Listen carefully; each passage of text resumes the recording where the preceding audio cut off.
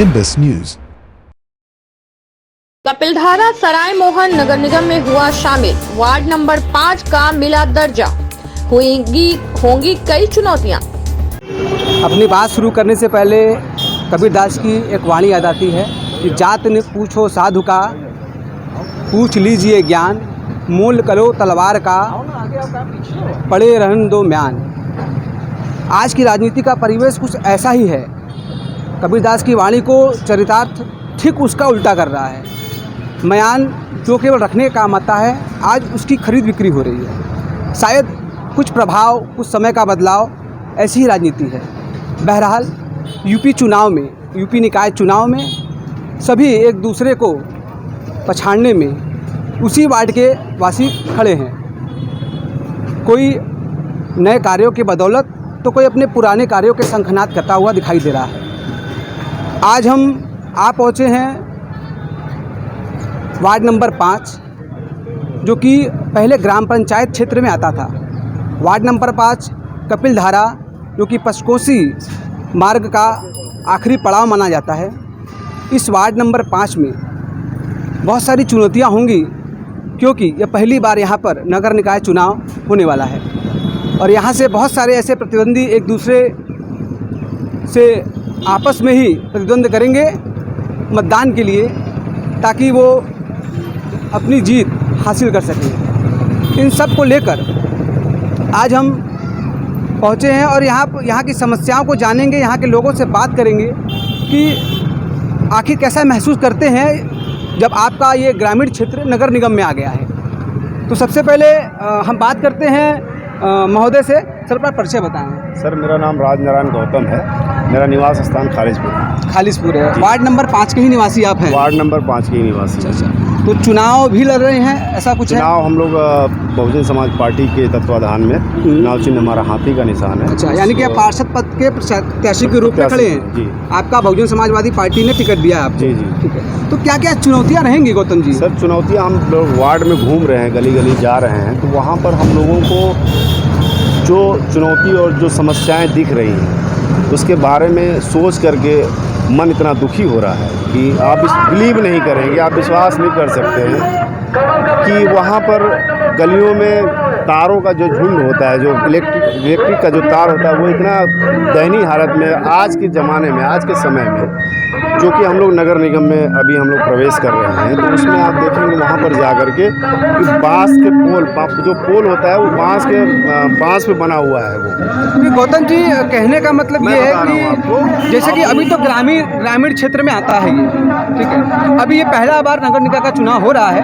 अभी नगर निगम में आएगा। चुनौतियाँ तो बहुत सारी हैं, समस्या बहुत सारी हैं, लेकिन मुख्य चुनौतियाँ जो होती हैं एक पार्षद के रूप में, एक नगर निगम के रूप में, वो होती है जल, बिजली, सबसे बड़ी समस्या है। सर हमने एक अपना मैनिफेस्टो बनाया है जिसमें हम लोगों को घर घर जा कर के डोर टू डोर हम कैंपेनिंग कर रहे हैं, उसको हम दे रहे हैं, लोग उसको पढ़ रहे हैं कि इसमें जो एक इंसान की मूलभूत सुविधाएं होती हैं, जैसे पेयजल हो गया, सीवर की समस्या हो गई, उसको जो स्ट्रीट लाइट की समस्या हो गई, गलियों में जो आज की अभी भी जो हम लोग नगर निगम में प्रवेश करें लेकिन अभी भी खड़ंजा लगा हुआ है, ये 3-4 समस्याएं जो एक इंसान को जीवन जीने के लिए एक जो उसकी मूलभूत समस्याओं की आवश्यकता है, उसके बारे में हम लोग अभी स्टार्टिंग हम लोग वहीं से करेंगे। उसी के बारे में हम लोग का मेन फोकस वही है। शिक्षा और स्वास्थ्य का प्रतिशत क्या है आपके इस क्षेत्र में? शिक्षा तो ऑलमोस्ट मतलब 50-50 के रेंज में है, और स्वास्थ्य केंद्र बहुत सारे खुले हैं। हर गांव में, तीनों गांव में प्राथमिक स्वास्थ्य केंद्र खुले हुए हैं, लेकिन वो सिर्फ वहाँ पर टीकाकरण का काम होता है। वार्ड नंबर 5 में 3 गांव आते हैं जी। कुल जनसंख्या कितनी होगी इस वार्ड में? इस गांव में लगभग अगर वोटर देखें तो लगभग 16,000 के आसपास है,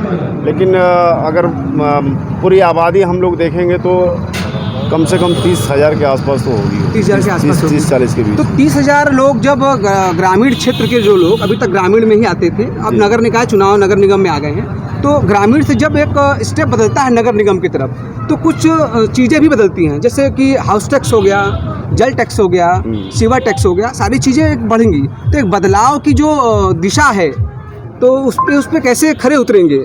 कैसे लेके चलेंगे उसको? सर देखिए, अभी तो लोग ग्रामीण में थे, तो इन लोगों को अभी वो चीज़ का धीरे धीरे आभास होगा। नगर निगम में आ रहे हैं लोग, सफाई कर्मचारी आ रहे हैं, टैक्स वाले जो नगर निगम के टैक्स कर्मचारी वो भी आ रहे हैं। तो अब धीरे धीरे लोगों को मोनिपुलेट कर रहे हैं, समझा रहे हैं अपने अपने तरीके से। लोग कर्मचारी लगे हुए सरकारी विभाग के, तो उनसे हम लोग बातचीत करेंगे कि ताकि लोगों को जो समस्याएं आ रही हैं उसके बारे में हम लोगों का काम क्या होगा कि उनको अवगत कराना और उस पर जो है निरंतर काम करना, ताकि वो उनकी सुविधाएं उनके तक पहुँचे।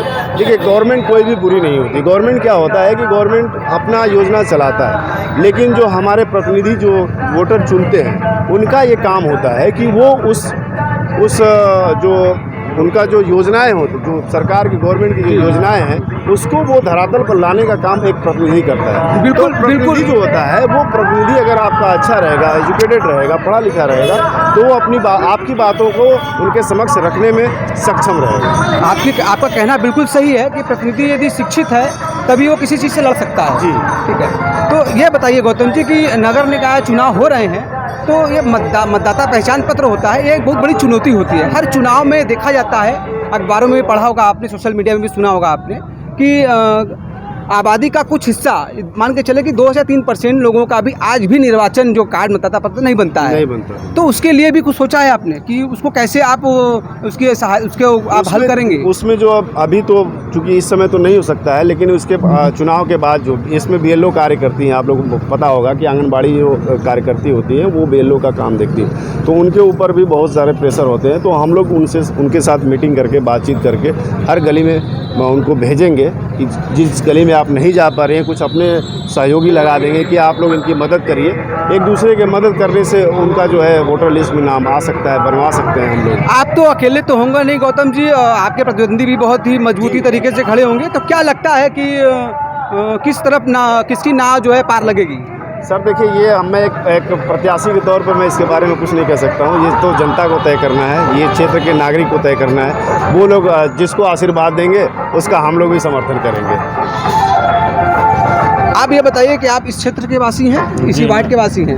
मैं खालिसपुर कपिल धारा से बिलोंग करता हूँ। मेरा नाम रंजन जायसवाल है। रंजन जी ये बताइए कि ग्राम पंचायत से अब नगर निगम में आ गया आपका क्षेत्र, कैसा महसूस करते हैं? जी, अब तो अच्छा है, काफ़ी अच्छा हो जाएगा। रोड साफ़ सुथरा रहेगा, अंधेरा दूर हो जाएगा और बस्तियाँ बसेगी, तो काम भी लोगों को मिलेगा, अच्छा होगा, ग्रोथ होगा गाँव तो का। मूलभूत सुविधाएं जो हैं जिससे आज भी यहाँ के क्षेत्रवासी वंचित हैं, तो जैसे उस प्रक्रिया को कैसे दूर किया जा सकता है? कुछ ऐसे देखिए, प्रक्रिया जो समस्याएं हैं वो दूर एक ही शर्त पे होती हैं, जब हम कैंडिडेट अपना ऐसा चुनते हैं कि जो हमारी समस्याओं को समझे, क्योंकि सरकारी अभिलेख जो होते हैं उसको समझना बड़ा ही मुश्किल होता है, उसको एक पढ़ा लिखा व्यक्ति ही समझ सकता है ना? तो क्या ऐसा कुछ है कि कोई ऐसा प्रतिनिधि हो आपके मन में कि नहीं यार इनको ही वोट देना है, ये हमारे लिए हमारे पार्षद के रूप में, प्रतिनिधि के रूप में काबिल है? राजनारायण गौतम जी ये वेल एजुकेटेड पर्सन है, इन्होंने LLB भी किया है, स्नातक पूरा किया है और होटल मैनेजमेंट का भी कोर्स किया है, तो इनको कानूनी जानकारी भी है जिससे जनता की समस्या को अच्छे से समझ सके और अधिकारी के समक्ष अपनी बातों को रख सके। तो इनके अंदर वो काबिलियत है कि हर बंदे का समस्या का निवारण कर सकते हैं। तो जैसा कि आप सभी ने देखा कि अभी यहाँ से बहुजन समाजवादी पार्टी से राजनारायण गौतम जी पार्षद के रूप में खड़े हैं। मज़ेदार होगा यहाँ का चुनाव, क्योंकि पहली बार ग्राम पंचायत से निकलकर नगर निगम में ये क्षेत्र आया है। वार्ड नंबर 5 का दर्जा इसको दिया गया है। किस तरह यहाँ की चुनौतियों का सामना करते हैं यहाँ के प्रतिनिधि, या फिर जो जीत के आते हैं, जनता जिन्हें बहुमत देती है, वो क्या जनता के लिए 5 साल उनके कार्यों में, उनके जो है समस्याओं में, या कहें कि जो मूलभूत सुविधाएं हैं उनको निरंतर हल करने का प्रयास करेंगे। कैमरामैन रोहित के साथ पवन कुमार चक्रवाल, निम्बस न्यूज़। धन्यवाद। Nimbus News.